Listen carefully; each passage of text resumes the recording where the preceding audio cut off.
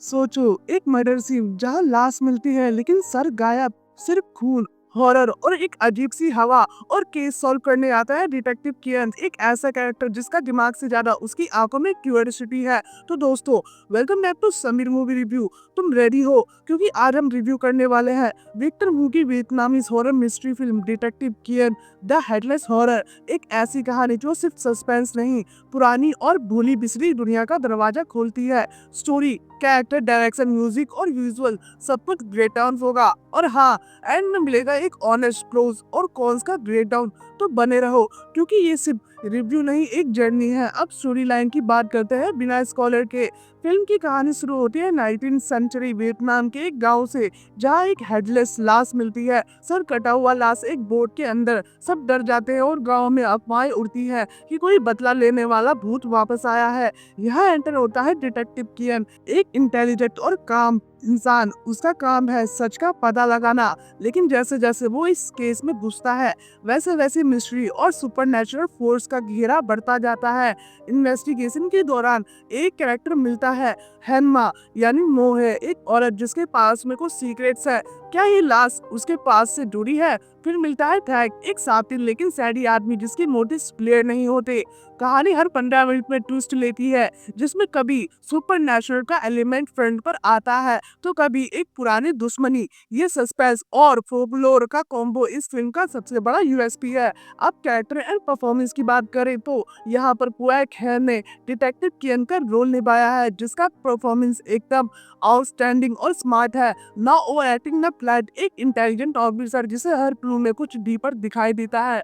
Ping knock deep ने है man यानी मोहे का रोल प्ले किया है, मिस्टीरियस और थोड़ा haunting presence.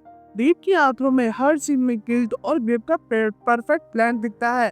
Plan poet and एस्ट्रैक्ट वो बंदा है जिसे देखकर तुम्हें लगेगा ये कुछ छुपा रहा है। सस्पिशियस, कर्निंग और थोड़ा क्रीपी। एंड पाम एज टू एट डॉन मिंद एंड एज नागा एक्सो क्रेग एंड ऑफिसर क्वेक लेम और माई गुन एज बागुंग यानी ऑफिसर की वाइफ। इन सब ने सपोर्टिंग कैरेक्टर को स्ट्रॉन्ग डेप्थ दी है। सभी एक्टर्स ने अपना पार्ट ऑनेस्टली किया है और स्टोरी में एकदम घुला दिया है अपने आप को। डायरेक्टर विक्टर वू ने इस मूवी को एक विजुअल जर्नी बनाया है। उन्होंने सिर्फ हॉरर नहीं, कल्चर और फोकलोर को भी पहले फ्रेम से लेकर एंड तक मेंटेन किया है। फिल्म के हर सीन में एक विजुअल इंग्रेडिएंट्स है। सिनेमाटोग्राफर डोमिनिक पेरेरा ने फिल्म को शूट नहीं किया, उसे पेंट किया है। Mystery forest, narrow alleys, candlelit rooms सब कुछ ऐसा है कि तुम्हें लगेगा तुम ही डिटेक्टिव किरण के साथ इन्वेस्टिगेशन में घूम रहे हो। फ्रेम कंपोजिशंस, कलर पैटर्न और कैमरा मूवमेंट सब कुछ एक्सट्रीमली मैच्योर और सिनेमैटिक है। बैकग्राउंड स्कोर बनाया है क्रिस्टोफर वोग ने। उन्होंने वियतनामीज ट्रेडिशनल इंस्ट्रूमेंट्स का यूज किया है, जिसे हर सस्पेंसफुल मोमेंट्स एक हंटिंग वाइब देता है। साउंड डिजाइन भी सबटल है। फुटस्टेप, लीक का रस्टल, डिस्टेंट क्राइस सब कुछ फिल्म के मूड को और एरी बना देता है।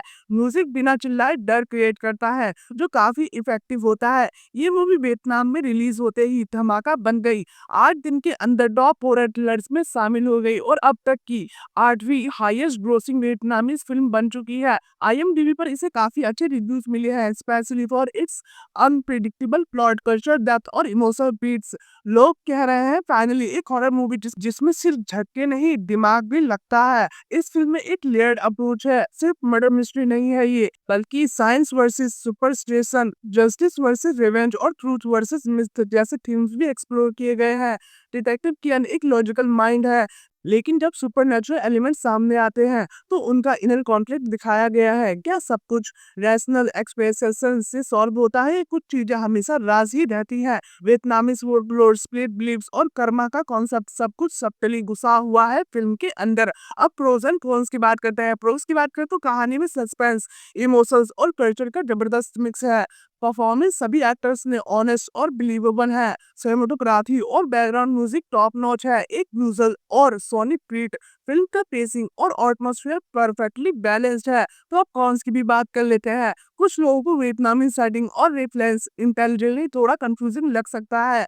फिल्म स्लो बर्न है, तो फास्ट फेस थ्रिलर्स के शौकीन थोड़ा इम्पैक्ट हो सकते हैं। कंक्लूजन की भी बात कर लेते हैं। तो दोस्तों, अगर तुम किसी और हॉरर मूवी से हटके कुछ देखना चाहते हो, एक ऐसी कहानी जो तुम्हें डराएगी और सोचने पर भी मजबूर करे, तो डिटेक्टिव कियन the headless horror perfect choice है। ये सिर्फ एक मर्डर मिस्ट्री नहीं है, ये एक कल्चरल डाइव है, एक साइकोलॉजिकल गेम है जहाँ सच और झूठ के बीच की लाइन ब्लर होता जाता है।